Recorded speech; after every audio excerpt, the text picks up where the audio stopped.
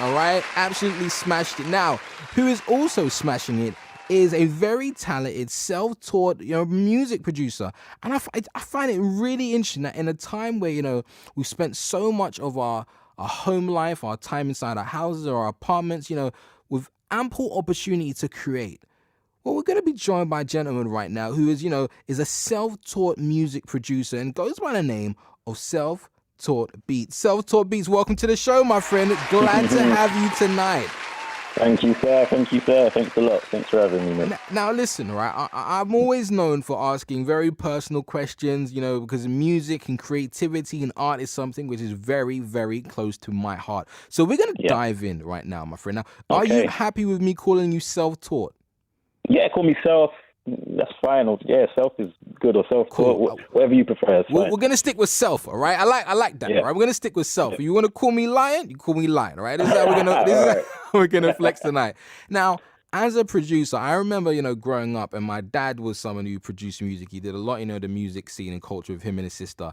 And the first thing that I remember him teaching me, other than the piano or drawing, was how to create music on Cubase. Do you know the software, music? Yep. Cubase, yeah, right? Very, that's what I started on. Very archaic for a lot of people, all right? Some people using Logic now and all these other programs. Where did you start, all right? Where did your journey start with music production? Okay, so we're going back about 20 years. Probably about 21 years. But yeah, I'm getting old. But how I started, I think it was like a natural progression from DJing. I used to DJ. In my teenage years. And then I had a friend, I've got a friend, not had a friend, I still got him, who was getting into music production. And it never even occurred to me to try and make music. I was too busy playing it. I just thought it would be too complex and something I couldn't do. And then I went to my friend's house one day and he had his Atari. Cubase. Wow, you're really showing your age now. Exactly. Good old Atari days. And then it only cost me about £100. So I was like, all right, I've got £100. I can get myself one. So I got one and just literally locked myself in my room for about 2 years, just addicted to making music and just honed my skills really. You had and that just Kanye West experience when he said, was it you made 2 beats a day for 2 summers or something ridiculous like that? Yeah. So tell me, right? You come across as someone who was addicted to the process of creating music, right? What does music solve, service, or serve you in your life? And I'm speaking on a more deeper spiritual, emotional level. But what does music do for you as an individual? Good question. That's a very good question. I'm opening you up tonight, Self, all right? You can't be called Self and ain't talking about yourself, all right? No, that's fine. I love a good question. But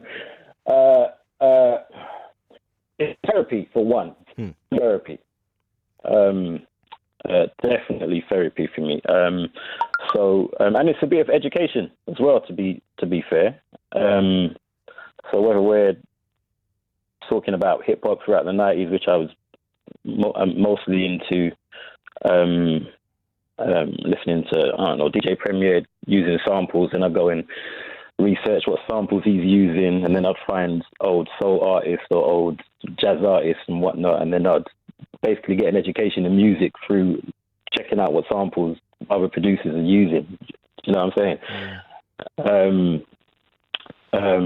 I'm going to interject you, my friend, right? And forgive me for doing this, okay? But I remember listening to a track by Kanye West, because we've been talking about it, and what you said now is giving me vibes. There was a song on the album College Dropout. Do you remember College Dropout? Love it. The last track, I think it was called The Last Song or Curtain Call, The Last Call. That was it. It was called The Last Call. And he spoke about the people and influences he met along his journey. Yeah. Now, I remember that track. I wanna almost see if we can do that tonight with you, all right?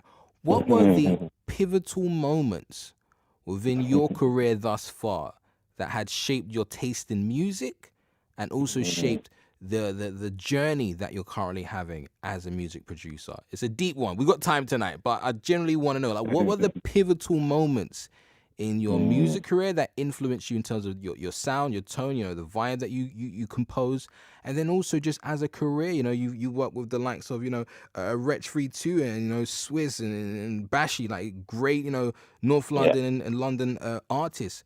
But what are the Yeah. pivotal moments that inspired you and influenced you? Well, I think we're gonna go back to my teenage years. I pretty much grew up around a musical family. I used to hang around with my older cousins all the time, and they had a studio, they had a rap group, and I was literally just in the studio while they'll be vocaling or producing the beats or whatnot. And it was it was all UK hip hop. And I just literally grew up around that. I never thought I'd actually end up doing it.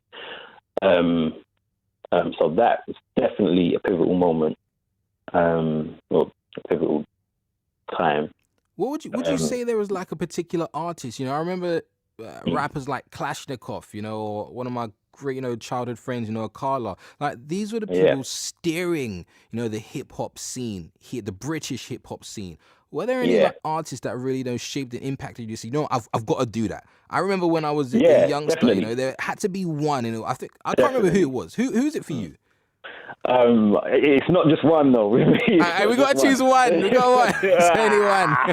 All right. One. If I could pick one, I would probably say, it's hard.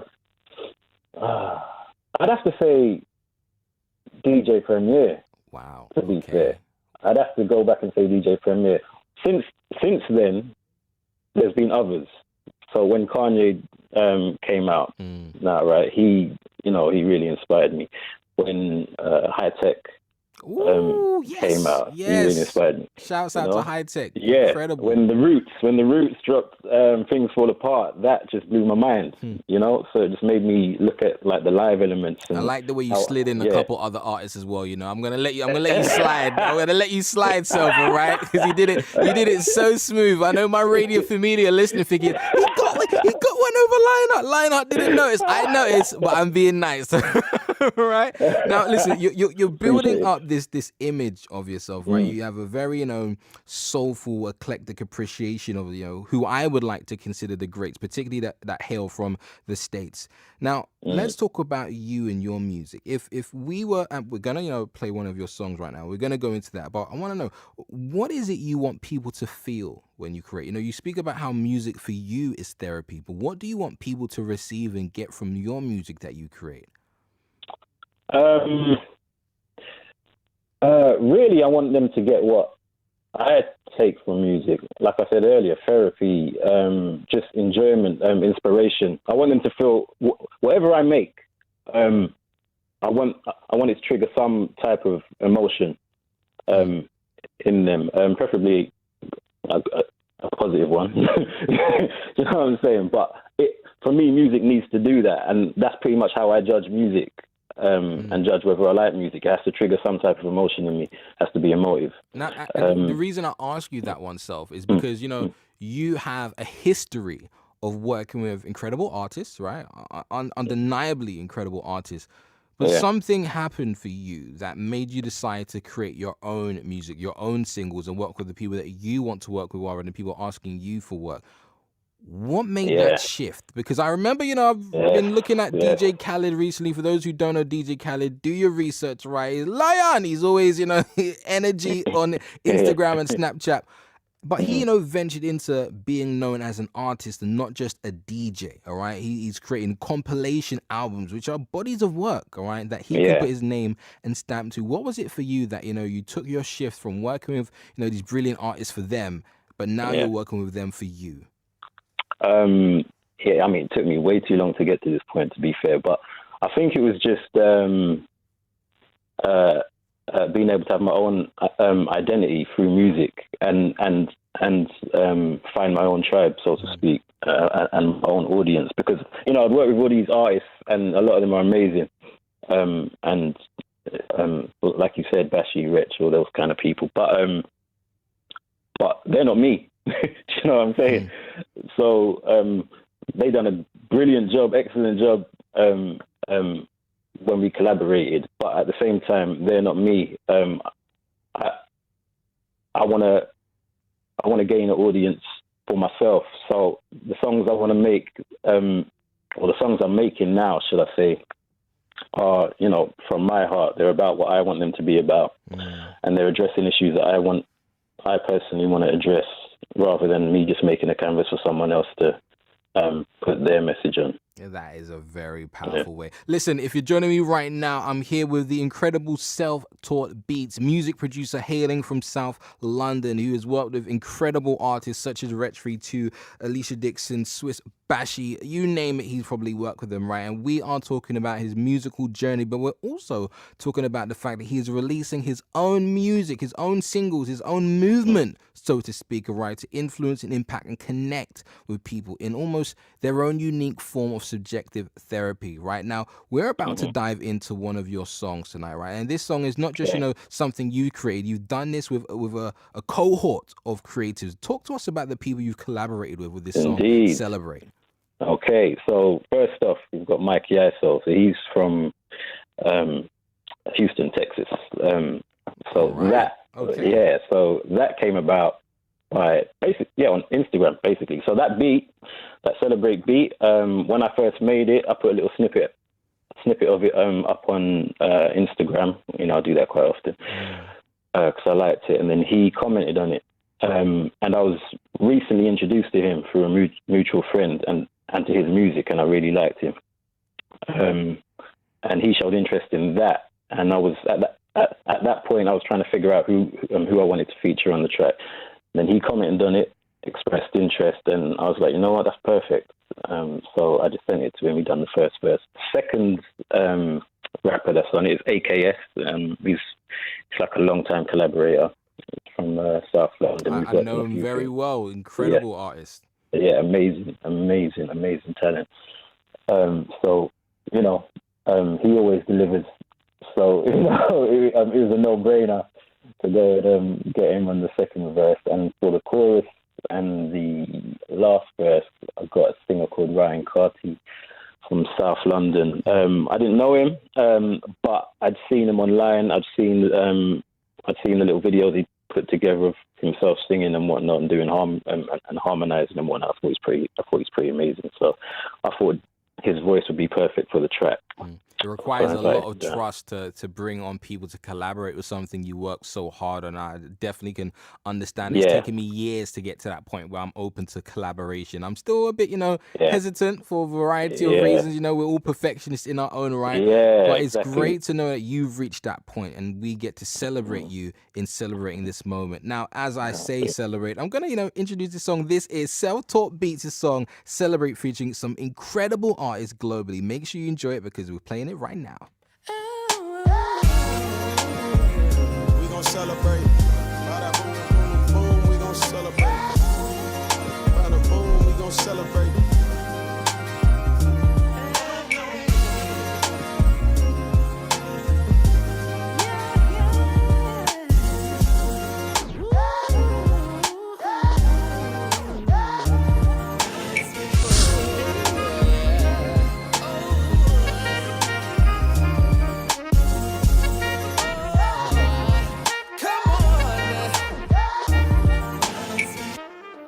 Oh my goodness, we gotta celebrate you, my brother. We gotta celebrate you.